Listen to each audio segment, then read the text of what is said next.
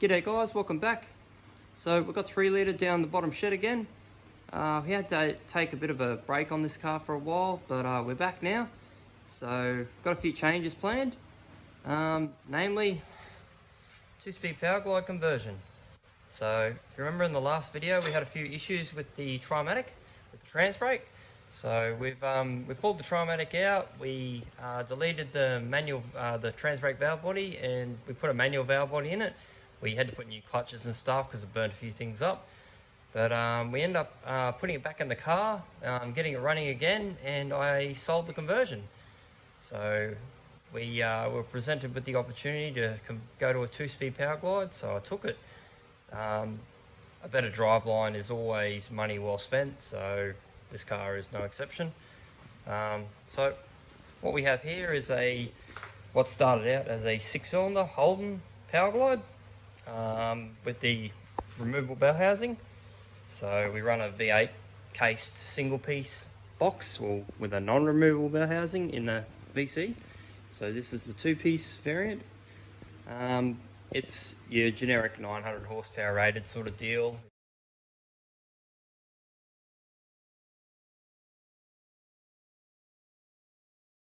But has an adapter ring here to suit the factory bell housing, the Jatco bell housing, so we've got no alignment issues. From what I've been told, it's a bolt-in fit, but we'll find out for ourselves. So also have a TCE torque converter here. It's about a 9-inch diameter, around 4,000 stall, and a ATI flex plate. So I picked up the flex plate, converter, bell housing and adapter off another mate. It actually come out of a VL RB30 that had a single cam with a 42 on it, so I know it all should work pretty well together. So we'll go and get it all installed and we'll see what issues we run into.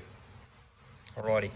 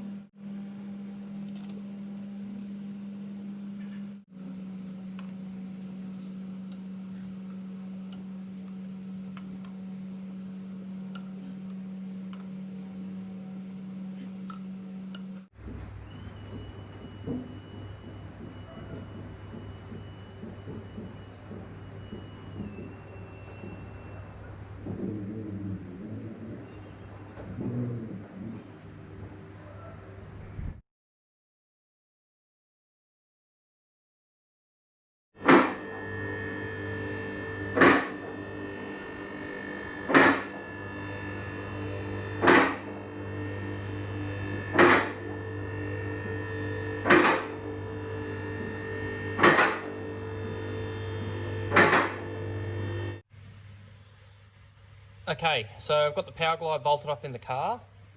It certainly wasn't without issue though. So straight away up here, the shifter selector was fouling the floor pretty badly. So we need to clearance that. Also the ears here on the side of the gearbox, they needed to be cut off. More specifically, this one here was really close. And I don't know what you call that thing, but that three bolted plate on the side of the transmission, that's touching the body. So that'll need a little bit of clearance work. And right where the fittings are for the oil cooler. So we haven't got enough room there to get fittings on. I've tried to squeeze a 90-degree fitting up there.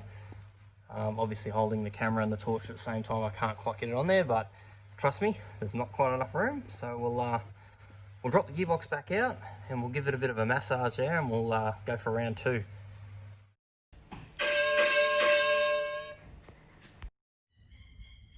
Okay, so we've got the gearbox up in the car.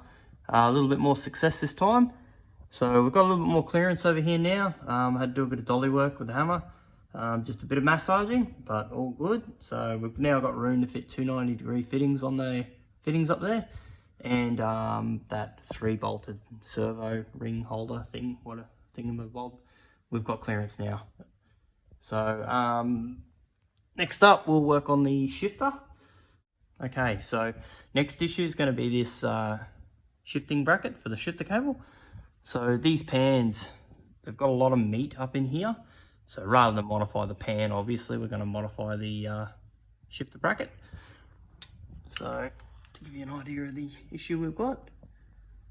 So I'll take a bit of material out of that.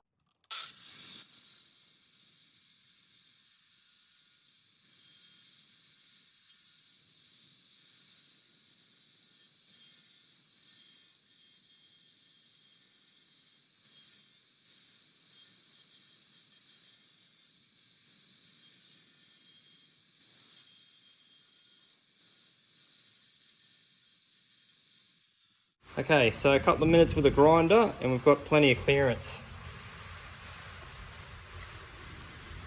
It fits perfect.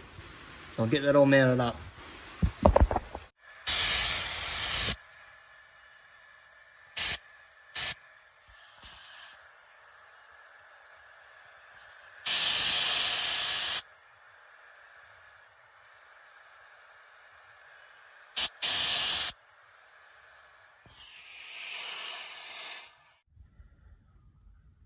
Alright, so I got that all up and installed. Had to trim it back a little bit more to fit the exhaust. And of course I had to panel beat the exhaust to clear the shift linkage. That near broke my heart, but to be honest, I'm not remaking that section of the exhaust just to clear it. It's going to do bugger all. So it clears, that's all that matters. We're pretty much there. Next up, we're going to install this Welsh plug in the Speedo hole. So my idea is to run a GPS Speedo in it, because I'm going to run a tablet dash, so we won't be needing that. So I'll get that chucked up in there.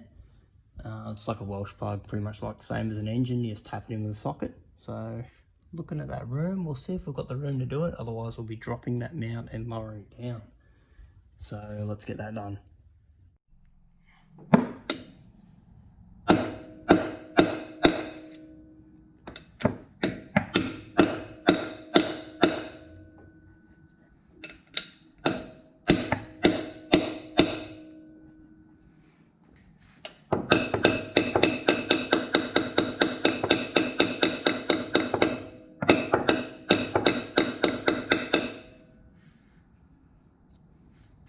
Beautiful. Alright, so we got the Speedo bung in. Turned into a bit of an epic ordeal. A bit more than I thought it was going to be anyway. So I ended up having to drop it down and take the mount off just to get to it. So, but it's all done. Modified a couple of transmission lines. Just had to shorten one up and put two 90-degree fittings on them.